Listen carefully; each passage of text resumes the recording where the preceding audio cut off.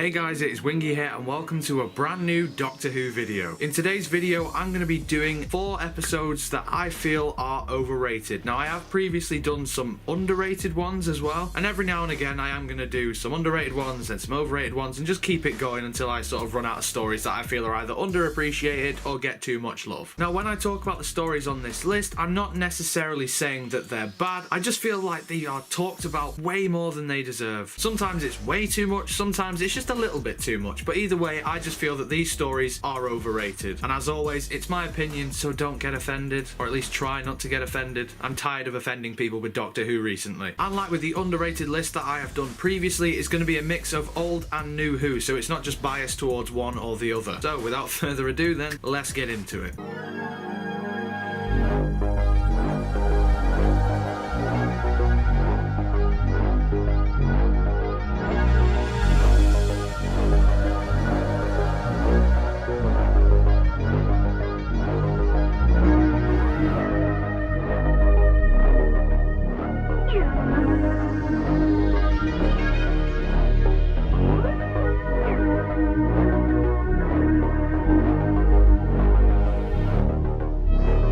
Just a quick thing before I properly get into this video though, guys, I am currently at London Comic Con, so when this goes up on Friday, hopefully, I will be there. So if you too are also at London Comic Con, and if you happen to bump into me, then feel free to come over and say hi and whatnot. But I also need to let you know that there will be no videos over the weekend because I'm at Comic Con this weekend, or now when you're watching this. Today I'm actually meeting Sylvester McCoy, if this is Friday that you're watching it. Sunday, I'm meeting Cumberbatch. I'm fucking buzzing. Anyway, let's get back to the video. First up then, let's go to the new series with the Series 2 finale, Army of Ghosts and Doomsday. Now, I must admit my problem isn't really Army of Ghosts, because I actually quite like that episode. I think it does some really good stuff with the Cybermen. I think it can be cheesy in places like with the Ghostbusters stuff, but I think seeing Torchwood for the first time properly is actually pretty cool as well. And it has one of my most favourite cliffhangers from the entirety of Doctor Who. I love that cliffhanger. But, having said that, you then get to Doomsday. Is it bad? No, not really, but there is still some major issues with that story that I have that I feel people don't really talk about, whether it's down to nostalgia or just genuinely loving the writing in that episode. It does kind of feel like the Cybermen are overshadowed and outplayed by the Daleks. Now, if you watch my channel and you've seen my other videos, then you will know that of course I am a massive fanboy of the Cybermen. They're just my favourite Doctor Who villain. And of course the Daleks being the most iconic as well, and another personal favourite of mine, seeing them together for the first time in the show's history is incredible. Or at least the idea of it is, the execution not so much. I don't know about anyone else, but when you think of the Daleks and Cybermen in Doctor Who, you kind of put them on the same sort of pedestal. If you think that those two would go into a war together against each other, the Daleks would probably win, but it'd be really close. Oh no, not in Doomsday. Cybermen just get wasted left, right and centre, and the Daleks don't even get a scratch on them from any of the Cybermen. I get that you want the Daleks to be the most powerful villains, but do you really have to pussify the Cybermen in doing so as well?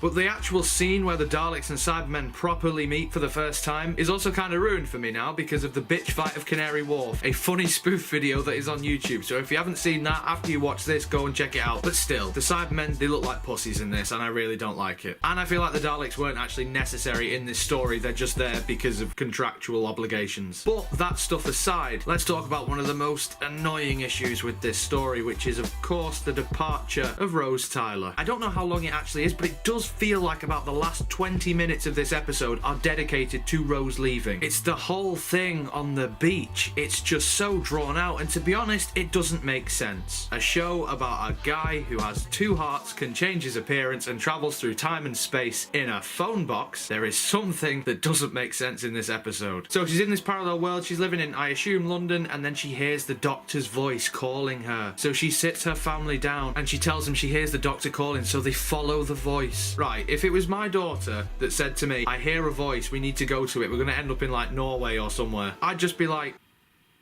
fuck off. No, that's retarded. You're probably just imagining it. Why would he be calling you? Why'd you have to go to fucking Norway? I'm not taking you to Norway. Get the fucking bus. Go. Not wasting my bloody petrol on no fucking Time Lord. And then they finally get to the beach and the Doctor appears and he says, I'm burning up a sun just to say goodbye. Well, fuck the people that needed that sun to survive then on any nearby planet. Then she says, I love you. Then he says, well, if it's my last chance to say it, Rose Tyler. No, the Doctor doesn't love anyone. He shouldn't love anyone. He's asexual. That is not what Doctor Who is about. I'm going to stop now. Let's talk about the next one before I get really fucking irate because he does not love her.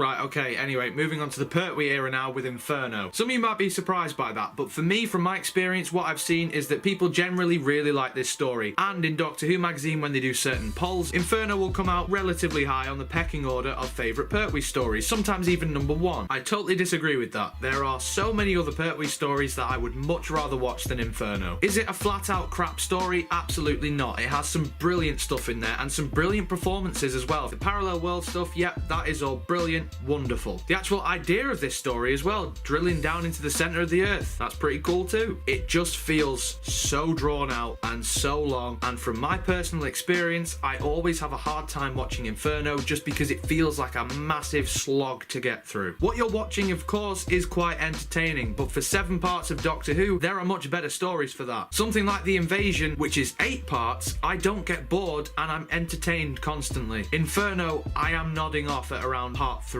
If this story was like 6 parts, if you just cut off 1 episode, for me at least, it would be really watchable. 4 parts I think might be too short for a story like this, but I also think that that could be really fucking good. So the ideas in there and the concept and maybe even the story itself is fine, it's just it's way too long, and that's why I think it's overrated. Hell, even Ambassadors of Death, which is in the same season and the same length, I would much rather go to that before I went to Inferno. Oh, and the werewolf people, they look stupid. They look really fucking terrible. So I'm not saying it's bad to all you fans of Inferno out there. I'm just saying from my point of view, it's too long. That is all. That's why I feel it's overrated. That and the fact that I do nod off partway through it, but still. Okay, so next up we are going to be going back to the new series with another 10th Doctor episode, which is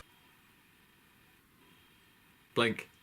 It was Blink. So Blink, of course, it seems to be the holy grail of Doctor Who. You talk to anyone about some of the best episodes of Doctor Who in the new series, Blink is always going to be mentioned. Is it a good Doctor Who story? Absolutely. Is it the be-all and end-all and the must-watch story of Doctor Who, and if you're not a Doctor Who fan and you want to be a Doctor Who fan, you must watch this episode? Absolutely not. I've said this in previous videos, so I'm not going to divulge too much into this, but if you're going to tell someone to watch Doctor Who and recommend this as the first episode to watch, you're doing them a disservice. This is not really like a Doctor Who episode. The Doctor and Martha are barely in this. This is an example of a really, really good one-off type story. To say that this is quintessential Doctor Who, I think is completely wrong. I do actually prefer Time of Angels Flesh and Stone as a story, but I will say the actual portrayal of the Weeping Angels is better in Blink than in Time of Angels, but still, overall, Time of Angels, I will say it all the time, is a much better story as it actually feels like a Doctor Who story. Blink is great for what it is. It should not be considered the greatest thing since sliced bread in terms of Doctor Who. So if you're going to bang on about how great Blink is, yeah, wonderful. Not really like Doctor Who though, is it? But like I say, as a one-off gimmicky type episode, it's bloody brilliant. So for my final choice then, I'm going back to the classic era and to Doctor Who's very early beginnings. Specifically the very first appearance of the Daleks, which is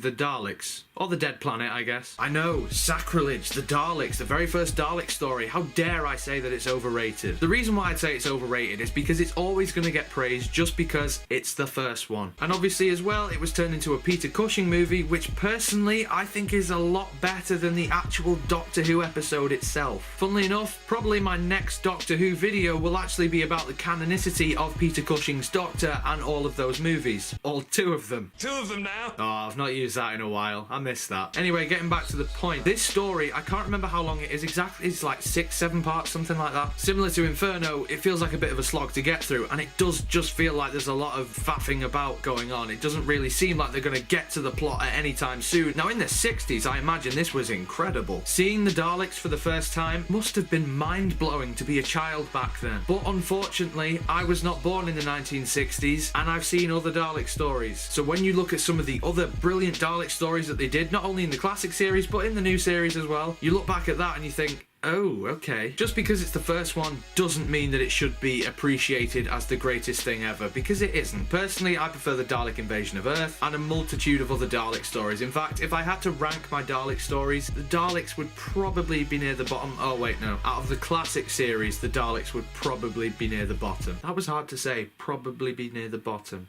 probably be near the bottom. Yeah, you get the idea. It would be quite low down. I understand its appeal. I understand why it's appreciated. I understand why it's loved. And I know that there is some incredible moments in that story. But like I said before, it feels drawn out. And just because it's the first doesn't mean it's the best. I think when you watch the Cushing movie, it's a really nice condensed version of that story. And it works so much better. That's another point, actually. Like I just said, I am going to do a video on the canonicity of Cushing. But should I do a review of those two movies with Peter Cushing in them? But that's for in the future. But now, ladies and gentlemen, that is going to be the end for this video. Obviously, these are just my opinions. You don't necessarily have to agree, but sort of just see where I'm coming from, really. But let me know in the comments, what do you think? Do you think that these stories are overrated? Do you absolutely love these stories? What other stories do you think are overrated in Doctor Who's history? Whatever you think, let me know in the comments below. If you enjoyed this video, make sure you leave a like on it. Subscribe if you want to see more Doctor Who related content, including the Cushing thing that I mentioned before, and also more underrated and overrated stuff, as well as all the other shite that ends up on my channel. You do that, I would love you forever. Until next time, guys, you take care of yourselves. Goodbye.